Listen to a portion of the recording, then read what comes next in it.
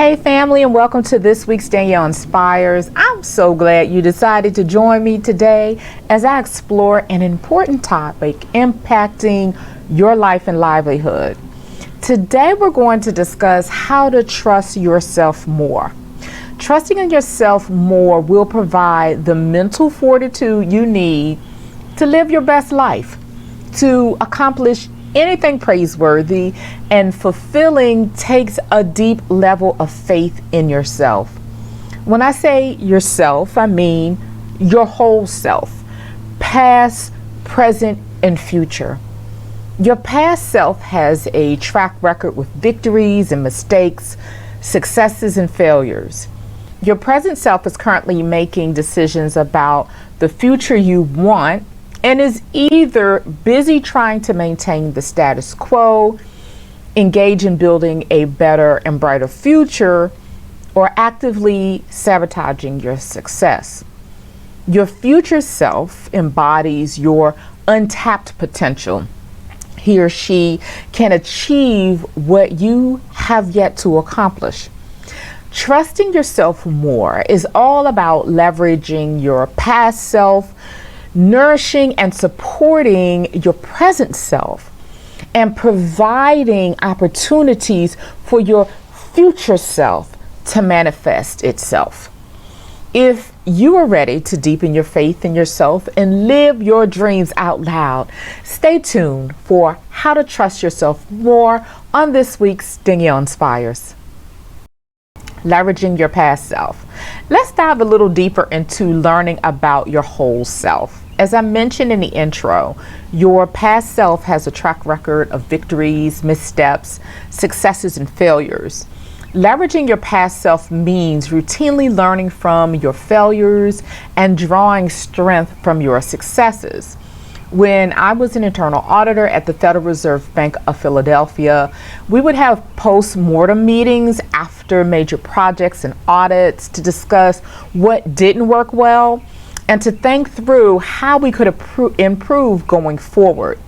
Those discussions were the most difficult to sit through if you were the one who led the project, because the constructive criticism could be perceived as an indictment against your leadership abilities.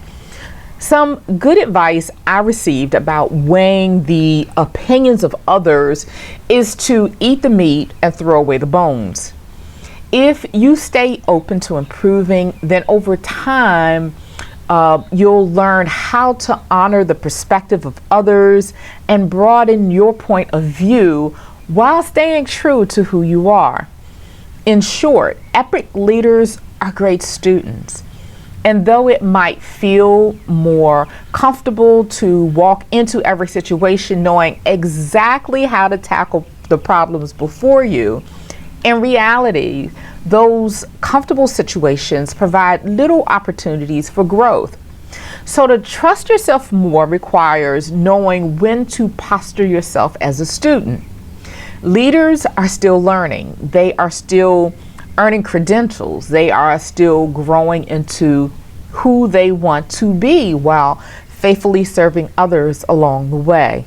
As soon as you make leadership about being a know-it-all who has done it all, you turn into a small-minded tyrant who couldn't lead himself out of a wet paper bag.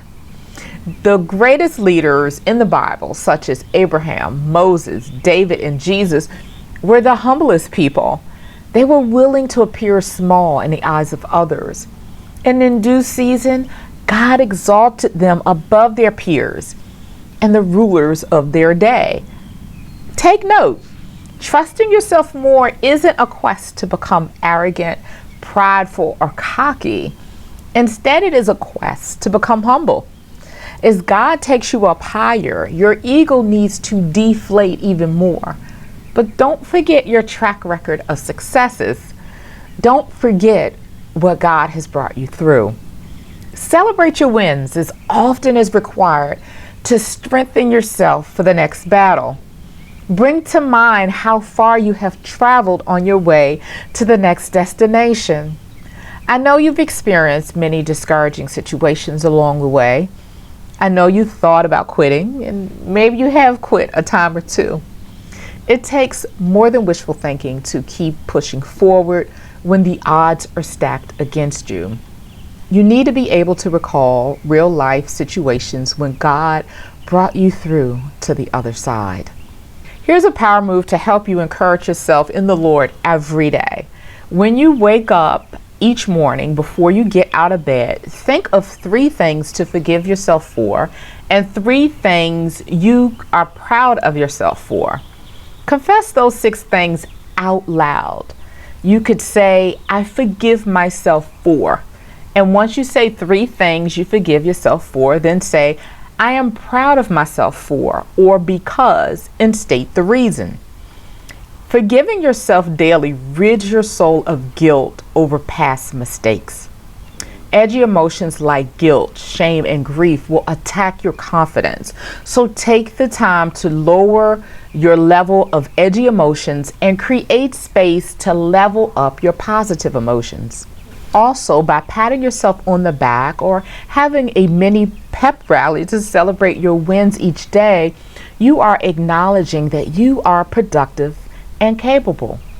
Every time I do what I say I'm going to do, I'm proud of myself. My morning might begin with, I'm proud of myself for cutting the lawn. I'm proud of myself for completing another episode of Danielle Inspires. I'm proud of myself because I've been exercising 4 times a week for the past 5 years.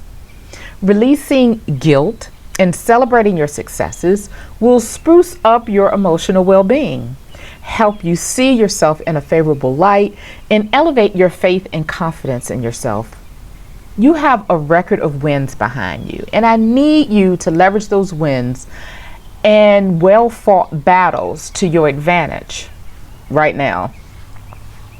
Nourish and support your present self. I want to share Hebrews 12 verses 1 through 2 with you. Please ingest these words and really think about what they mean. Therefore, we also, since we are surrounded by so great a cloud of witnesses, let us lay aside every weight and the sin which so easily ensnares us, and let us run with endurance the race that is set before us, looking unto Jesus, the author and finisher of our faith, who for the joy that was set before him endured the cross, despising the shame, and has sat down at the right hand of the throne of God. The part of this message I want to focus on is the end, which says, who for the joy that was set before him endured the cross, despising the shame, and has sat down at the right hand of the throne of God. Joy really is an underrated state of being. It was joy that helped Jesus endure the scorn and contradictions of friends, disciples, family, religious leaders, and strangers who stood against him. Joy enabled him to submit to having his body scourged beyond recognition and then hung on a cross. Joy led him to spend 3 days in hell to battle with demonic forces. And joy was before him when he rose from the dead and sat next to his Father and our Father in heaven. Jesus proved that joy can see you through the worst of times and lead you to the best of times. Yet most people don't live in a state of joy. They have nice, pleasant moments, and on occasion they feel happy and excited, but their default mood isn't joy. They don't wake up excited about life and invigorated by the day the Lord has made. When you move in a crowd of complainers or people with blah attitudes, with no zest for life, it's easy to normalize melancholy, indifference, and let edgier, weighty emotions slow you down. Hebrew 12 tells us, lay aside every weight. Every weight must be cast aside to run with endurance the race that is set before us. Don't get me wrong. It's okay to feel angry. It's okay to experience frustrations and to grieve. Every emotion is fair game and allowed in the human experience. However, when edgy emotions become our normal state of being instead of temporal exceptions, then they become toxic to the human soul. They become weights and lead to ensnaring sins. Joy should be our norm. Joy is an enduring state of bliss that doesn't pass away easily or quickly, no matter what happens in your environment. In the days leading to my father's death, I was having such a marvelous time in God's presence. I made melodies in my heart to the Lord, and I felt appreciative and in awe of God's love for me. I was on vacation in West Virginia at the time when I got the call that my father went back into the hospital. Part of me wanted to worry, but couldn't because I was filled with joy. There was no room for sadness or concern. I didn't cut my vacation short either. I didn't know he was going to pass away. When I arrived in Virginia, I stopped by my mom's and then went to the hospital to see my dad. I stayed overnight with him, and the next day he died. My father meant everything to me, and I thought losing him would mean losing my mind. But the joy of the Lord was before me. I wanted to crumble, yet joy held me up. When my oldest sister asked me to eulogize my father, I thought she was crazy. I was hoping to get through the funeral without breaking down, so there was no way I could stand before a crowd of grieving onlookers and eulogize my dad. As I prayed over her requests, joy took hold of me, and I considered it an honor to be the one to send my father home in style. His memorial service and funeral were unlike anything I had ever experienced in my life. It was an emotional high instead of an emotional drain. My dad would have been so proud to see everyone who just laughing and rejoicing and celebrating his life. That's the power of joy. Your present self needs joy. You need to be filled to capacity with joy and then pour in some more so that it spills over onto others. Out of your belly shall flow rivers of living waters. And let me tell you, this world needs those rivers in you to flood this dry and barren land. Joy is more contagious than the coronavirus, but there just aren't enough people spreading it around. Joy is in quarantine, dammed up in the deepest parts of people, but it wants to come out.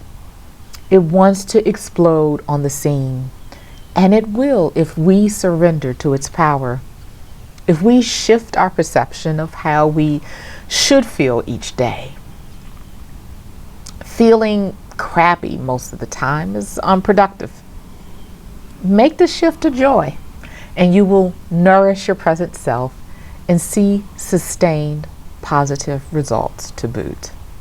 Provide opportunities for future self to manifest itself.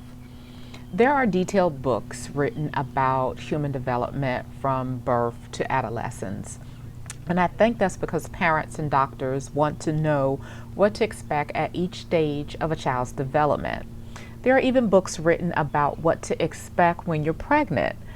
Those expectations are general guidelines to help us mark progress along the way. Once we become adults, however, there really aren't any general guidelines to help us to mark progress along the way other than having a house, car, decent job, spouse, and kids. That's a low bar to set for humanity since we are capable of doing so much more. We have the capacity to continue to evolve into beings unrecognizable to our former selves. There are many iterations of self to experience, too unique and wondrous to generalize, but more discussions need to be had with adults about the process of becoming. It's like the infomercial that when they keep saying, but wait, there is more. I get all excited wondering, oh, what's next? Then they offer a bonus if I act now or in the next 15 minutes. oh my God, the urgency. You gotta call now. Yes, I feel tempted to call and buy just because I love the excitement of the propaganda along with a mounting sense of urgency. Now, even though Danielle Inspires isn't about selling anything, I am trying to get you to buy into your own success. There's more to you than meets the eye, which is my way of saying, but wait, there is more. There's more than the house. There's more than the car. There's more than the kids and the grandkids. There's so much more to do, to be, and to experience beyond the basics. Let's get beyond the basic fundamentals of life and move on to greatness. Let's move on to doing epic things, becoming outstanding people, and having phenomenal experiences. Greatness, however, doesn't just happen. You have to make it happen. You have to create opportunities for your future self to manifest. You have to journey outside of your comfort zone. You have to confront your fears, and you have to do things you've never done before. Routine is killing your greatness. Disrupt the routines of normal life starting today. In the next 15 minutes, in fact, do something you haven't done before. Encourage someone by sharing this video. If you've never pressed the like button or subscribed to my channel, do it now. Take a new positive action. And as a bonus, I'll be here next week, same time, same bat channel. So until then, be bold, be great, and be inspired. I'll see you next week. Bye, family. Thank you for joining me for another week of Danielle Inspires. If you haven't done so already, be sure to like this video, subscribe to my channel, hit the alert button so that you are aware of new content as soon as it is released, and share this inspiration with those you love. See you next week.